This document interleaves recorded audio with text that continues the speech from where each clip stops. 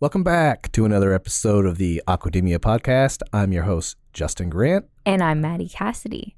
And today we are joined by Amanda Leland, the Executive Director of the Environmental Defense Fund and co-author of the new book, Sea Change. In this episode, Amanda shares how her early love for the ocean led to a career bridging science, industry, and community, and how those collaborations have rebuilt more than 50 U.S. fish stocks. We're so excited to have Amanda on the podcast today. But before we get into this amazing conversation, remember you can follow Aquademia on social, on X, at Aquademia Pod. And if you want to contact the podcast for any reason, we do have an online forum located at globalseafood.org/podcast. And if you enjoy this episode, be sure to leave us a rating or review on whichever podcast platform you listen to us on. And we'll see you at the end.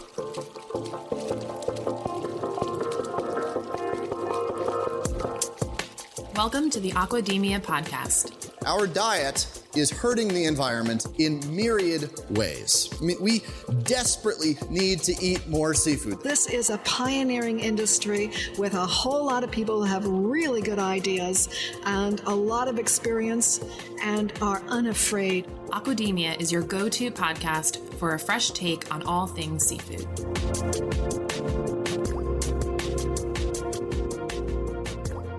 Amanda, thank you so much for joining Maddie and I in the Aquademia podcast. How are you today? I'm great. Thanks for having me. Yeah, we're so excited to have you on the show with us today. Yes, thank you so much for joining us. Before we jump into our questions, Amanda, could you please give our audience just a brief background on who you are and what you do? Sure thing. I am Amanda Leland, and I am Executive Director of Environmental Defense Fund, which is an international environmental nonprofit organization. Thank you for that introduction. And we're going to backtrack. We're going to go right to the beginning of your journey, which I think will help shape this whole conversation. But you have had a long and varied journey in the ocean space. So let's start all the way back with fishing trips alongside with your grandfather. Can you tell us about how those early experiences shaped your passion for the ocean and ultimately led you to the work that you're doing today? Yeah, those are fun, super fun memories. I grew up on the water. I grew up in Massachusetts. I was either at the beach or on a boat pretty much my whole childhood. And my grandfather taught me how to fish. He taught me how to drive a boat when I was quite young. I actually have a photo of it randomly sitting on my desk here. There I am. Yeah, look at that. Oh my gosh. Yeah. So, and we had all kinds of fun out there. I didn't always love the fishing. It was a little bloody when I was young, but it was the time of family and like hanging out on the water. Those days there's that old adage of we were fishing, not catching. Sometimes we'd be catching. My grandfather taught us how to, search for the birds. Wherever the birds were working was where the fish were. And we would go there and cast. One time we were out in way offshore for our little boat anyway, and we were in Stellwagen Bank, which is where a lot of the whales are outside of Plymouth Harbor, where I grew up, and the engine died, and we were just floating there all day in the heat. It was so hot. Oh, and so I jumped in the water, and a whole pod of whales was like following around the boat, just kind of having a lazy afternoon. And I got to swim with a pod of humpback whales. I think I probably was like 10 or 11 years old. So, those are the memories that they stick with you forever. And it's really a big part of why I got into the field I'm in, and maybe more importantly, why I decided to pursue marine biology when I was doing my, postgraduate work. And I think that experience could have gone one or two ways, right? That either you could have been like, you know what, this isn't for me. These creatures are huge. I'm done. Or you see it the other way and just say, this is an amazing space. I want to be involved with this as much as I possibly can. Yeah, I actually ended up becoming a marine mammal zookeeper of all things. Oh my gosh! I didn't know I would go there, but I did. I was a marine mammal zookeeper. I was the primary polar bear keeper for a while. Okay. I worked with sea lions and dolphins and harbor seals, and Again, it was like another interesting way to like be part of the ocean journey, and helping people. This time it was in the Midwest in Indiana, and helping people who never otherwise get access to the Yeah. water to see these incredible creatures and learn about them and the difference between a fish and a mammal, and why that's important. And anyway, so that was it. It was another stop on my multi-chapter story. That is so interesting. I feel like that's the kind of job that so many kids dream of having growing up. So it's so cool that you were able to have that as a job. So over the years, you have built a career which really lies at the intersection between science, the seafood industry / just industry as a whole, and community. So what drew you to the Environmental Defense Fund, and how has your work there evolved specifically into the Oceans program? So I've been at EDF now 21 years, which is a long time, it turns out. I never thought I'd be a lifer anywhere. That's just not generally who I am, but I stay because for the reasons that I started, actually, which is that EDF has this incredible platform to get big things done. And EDF is also an incredibly practical organization. So we're sort of we hold strong to the idea that progress can be made under many different circumstances if you can find a viable path. And often that means working with people who might otherwise not be the people you'd find yourself, hanging out with on a regular basis. It's really about finding common cause with those who are important to solve the problem, but may come at it from a different direction or even have a different point of view entirely. And so that drew me to EDF, actually. And my work with the Oceans program, like moving into oceans specifically, one of the things, so one of my chapters actually before I got to EDF was as a scientist. I was a marine scientist. I was working in Maine, and I was working to help document what was happening with a really important state fishery there. And it was collapsed. And I was sort of brought in as one of the scientists to help see if we could revive it. And I had fishermen who were working on my research team with me. It was we were scuba diving all through the Maine coast together. And one of the things that they would say to me, and again, it's like it's burned into my memory, which is like, if I don't take the last one, someone else will. And just that statement it's such a final statement, right? Like there's no path out of that. If I don't take it because I need to feed my family, someone else is going to take it anyway.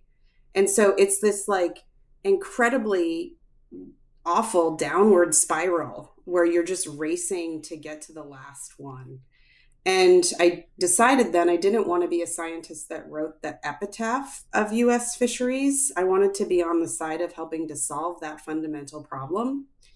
And actually, EDF was the place to do that. So I was fortunate enough to sort of step into the dream job on the substance that I really wanted to work on, the problem I wanted to help solve, and do it with, ultimately with fishermen and fishing communities who, if it doesn't work for them, it's not going to work. And that's what led me to that role. And again, this was many years ago, but I'm still here.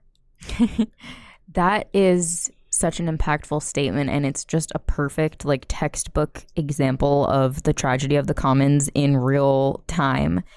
And so in addition to your first role there as a scientist, are there any projects or milestones that you've completed at EDF that really stand out or make you feel really proud of the things that you've accomplished there? Yeah, I love that question because in 21 years, I have lots of Yeah, there must be an unending list. It is a long list, but I think that's a little more recent and is actually not something that I would say is mine. But as at EDF now, I'm executive director. I run the whole organization, and oversee incredibly powerful work in a whole range of issue areas. in all kinds of places around the world. And one of them that strikes me, I think, is maybe relevant for your audience and in the context of your question, which is working with industry partners to reduce methane emissions from basically the dairy sector. So if you're following climate change, you Right. probably know that methane is responsible for much of the warming we're experiencing today. And a big chunk of that methane is actually coming from livestock. Food is an important contributor, or the ag sector is an important contributor of methane emissions globally.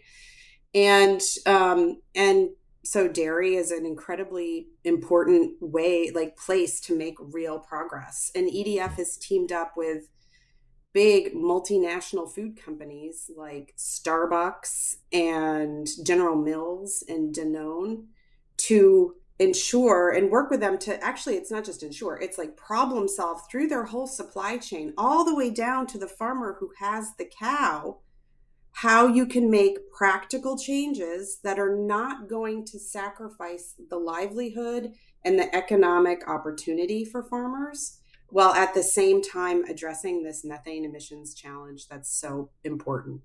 And I think, the story is not completely written on that yet. We have a lot of work to do.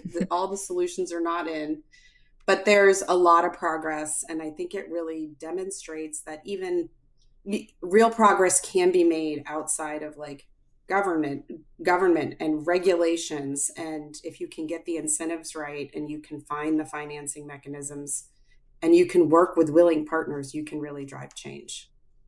You answered that question so well that it actually answered other questions we wanted to ask you. So you have just come out with a new book, Sea Change. Yes. And I want to focus these next few questions around that because this is an exciting story. So your new book, Sea Change, tells a story of how market-based solutions help transform failing fisheries and rebuild more than 50 U.S. fish stocks. So what inspired you and your co-author to write this book, and why now? Yeah, I feel like this book is really well timed, and not because we did anything right, just because of the world as it is today. My co-author is Jamie Workman, and he's an award-winning author, and I'm sort of an expert on the issues, and he's a person who can help turn issues into the sort of the poetry and the emotion that it requires to tell a compelling story.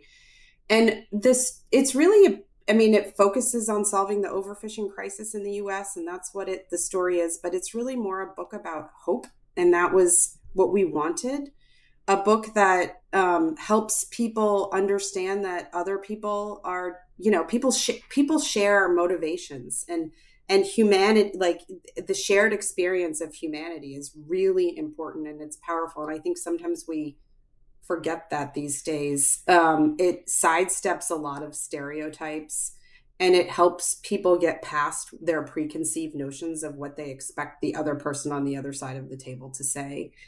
And so fundamentally, we wrote the book to remind people that there is real hope in solving the toughest environmental challenges.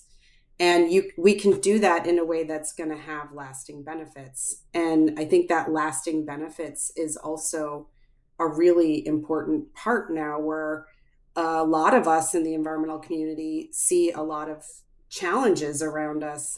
Things feel often like they're not getting better, that they're getting worse. And the more we can help point to examples of where progress is lasting in any sort of social, cultural, political construct, it transcends those things, the more I think we're going to see, that replicability of progress across all of the big environmental challenges that we have. Your work at EDF seems like it was a perfect preparation springboard point for you, with your experience with coalition building and finding similar causes that people can get behind. And that feels especially relevant with Sea Change. So I'm really curious about how you approached the research for this novel and like interviewing people, and especially with the dynamic of having a co-author, like what did that process look like for you? Yeah, so Jamie and I joke all the time, like he's the long form narrative writer, and if in my view, if you can't write it in a page, you can't write it. And we're actually the perfect match of like being concise and really bringing in interesting threads. So like that's how we would workshop things, because Jamie could find an insight and somehow connect it back into the story in the most remarkable ways. And I would have to think about, like, is this really important to the story? Is it really true to what happened? Because it's nonfiction, right? Like it's a historical account of what happened 20 to 15 years ago, with a whole bunch of sprinkling in of these like connections of, dating way back to the first fish hook that was found in Japan, and the interesting nuggets around President Washington and Hamilton and Jefferson, and how the first fishing policy in the US actually came from them. And, it brings you into the modern age. Anyway, those things Jamie gets a ton of credit for, because he was able to find these interesting connections and pull them into the story. And for me, it was a lived experience of working as a scientist with fishermen at these regulatory meetings, working with the fishermen in the book. Like these are folks that I spent a ton of time with. So many of them I count as friends still today, and being part of that journey with them and seeing how success begets success across the different fisheries. And they were kind of all going through the same thing around the same time. They did different variations of the solution story, but fundamentally, Jamie and I were able to sort of bring what we both brought to the table together in what I hope is a coherent and inspiring piece of work that will help others see what progress can really be like. Was there anything you discovered while you were writing it that surprised you? So the story, as you know, since you both have seen and read the book, is centered on this fisherman named Buddy Gwindon from Galveston, Right. Texas. And there's a lot about Buddy's history that I do not know until we sat down with him and learned his whole life story. I mean, I met him and worked with him from the midpoint of, his life and his story, not from the, going all the way back to when he was a kid and some of his motivations and what brought him, why he loved fishing. There's this like very basic, and for me, it's kind of similar. I learned how to fish from my grandfather. It's family, it's time together. I was just, on my summer vacation, and my son and I went out and caught striped bass, and we caught mackerel and brought it home and cooked it for dinner. And that kind of family connection is what drove Buddy to love fishing. And then I think the other thing that I really is important about the story, and one of sort of, I don't know that I learned it as much or I felt it come through, is like the heroes can be hiding in plain sight. We kind of like make up this view of like heroes have to be somebody who are exceptional. They're like greater than all of us. But Buddy is a hero who's hiding in plain sight. He didn't ask to be a hero. He didn't want to be a hero. But he is, and he once he comes to kind of understand that he is, he embraces it and really lives it. But it's an interesting take on how all of us can be heroes at the end of the day, because we're all kind of hiding in plain sight. I love that. And I love Buddy's story. He is such a compelling character, even though he's a real person.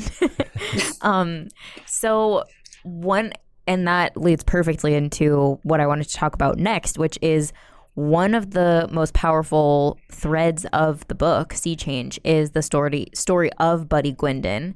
And Buddy is a lifelong fisherman who, like you said, unexpectedly kind of becomes a champion for change in his industry.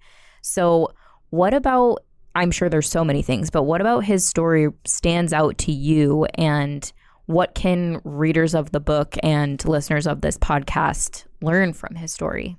One thing I think that is we learn in the story, in addition to this idea that heroes can be hidden in plain sight, I think the other is solutions that last are solutions that improve people's lives pretty quickly. So I think this is and I feel like this is a moment for this learning really to come out.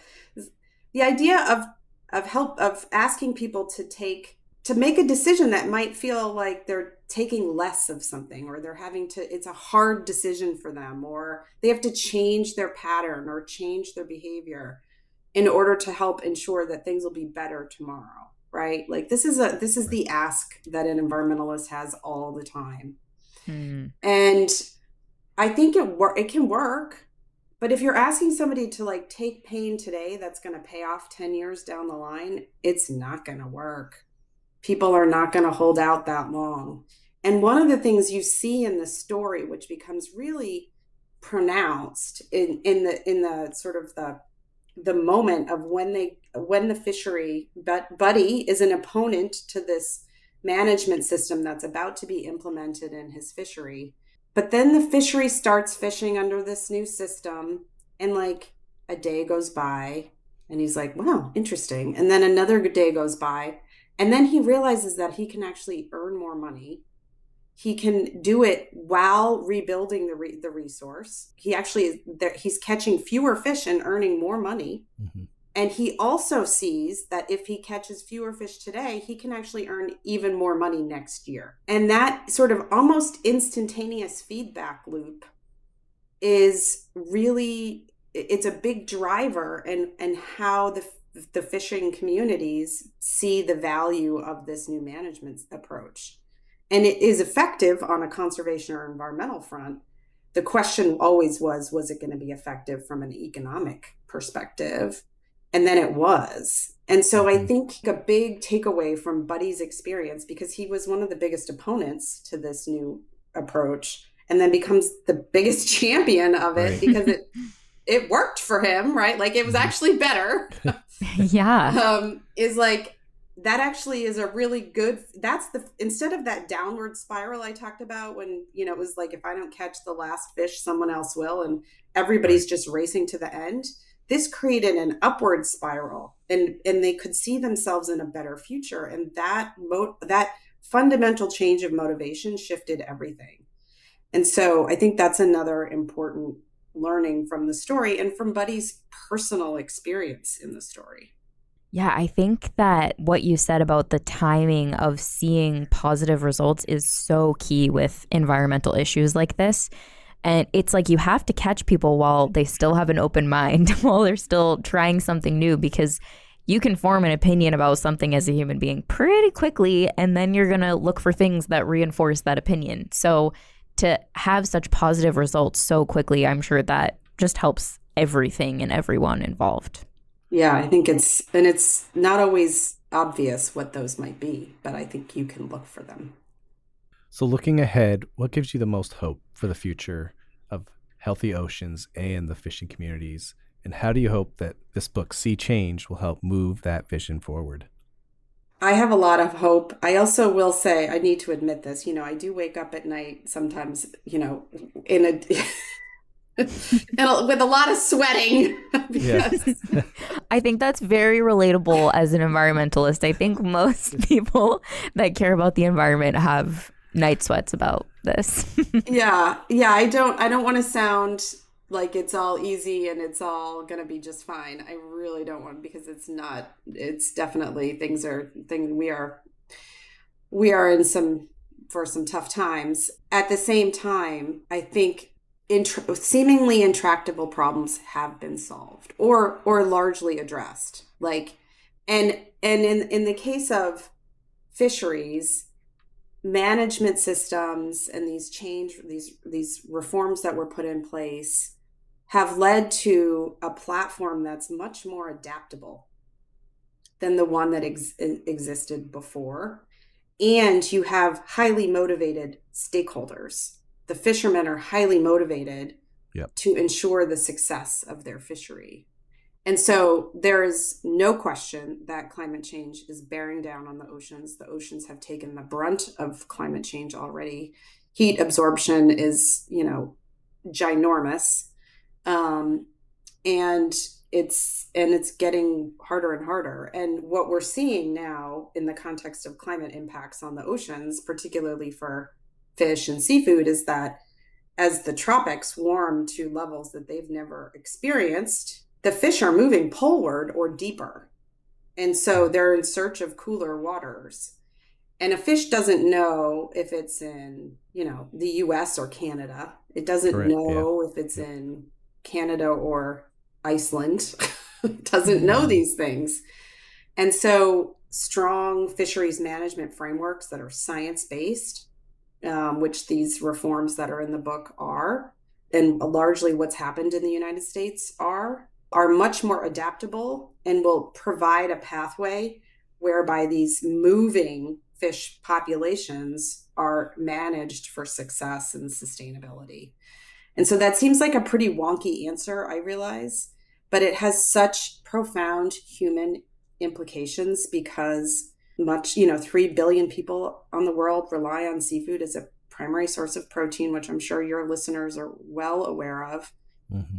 And a lot of those people are the most vulnerable in the world, and they don't have a lot of other food options, and a lot of them live in the tropics. And so ensuring that there's a way to keep these nutrient-rich food sources available to people on the planet, in addition to the importance of ensuring that there's sustainable ecosystems, is really important.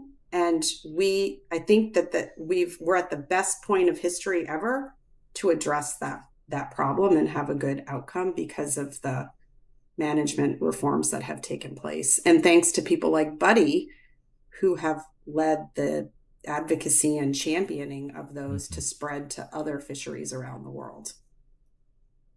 That's a really nice way to look at it, that we're really well positioned right now compared with other times in history to make these changes. So I like that takeaway as someone who tends to be a little more pessimistic about things.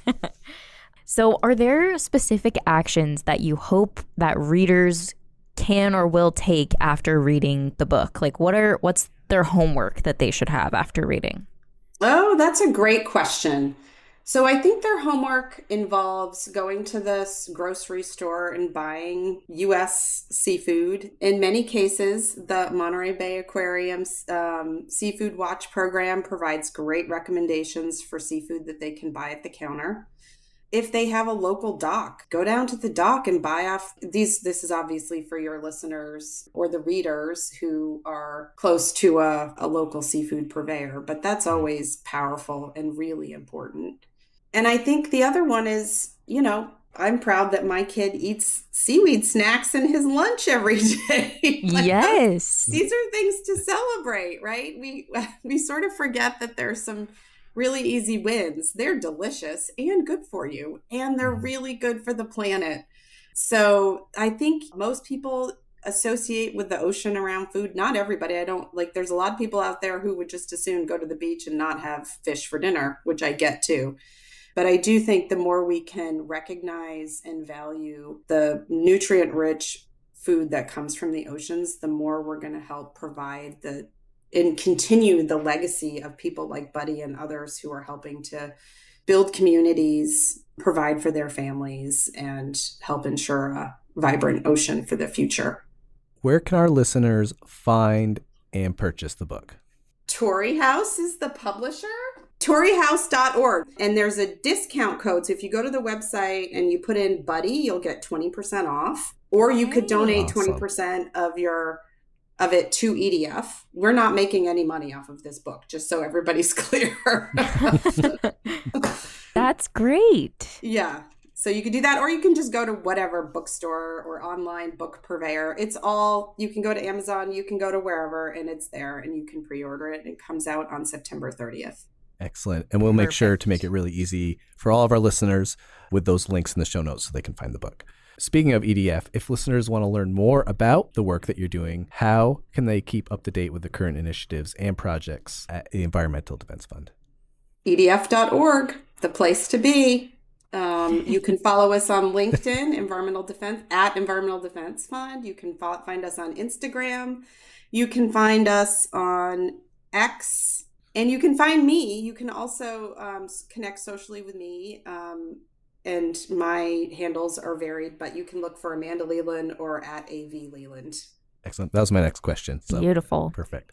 Amanda, while you have the platform, while you have our listeners' ears, is there anything else that you want to get out there? Well, I guess I would just end on that hopeful note. I want people to leave feeling hopeful about the future. Mm-hmm. There's a lot of reasons why we can be down in the dumps these days, but there's also incredibly important stories to uplift us that are real, that have taken place or are taking place, and we need to celebrate those victories and learn from them. So I just hope that learning, everybody brings that learning approach to what they're feeling every day.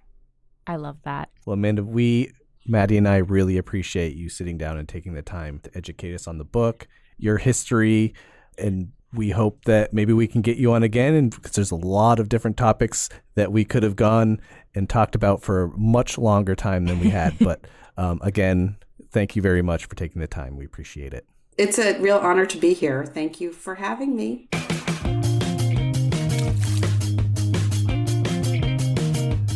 Folks, that was our conversation with Amanda. I hope that you learned something. I know that I did. It was really fun getting to chat with Amanda about all of these topics that I care a lot about. So if you enjoyed this episode, be sure to subscribe to Aquademia so that you never miss an episode. And remember, you can follow us on X at Aquademia Pod. We do have an online forum, which is located at globalseafood.org/podcast. And we will talk to you in the next episode. Ciao. Bye.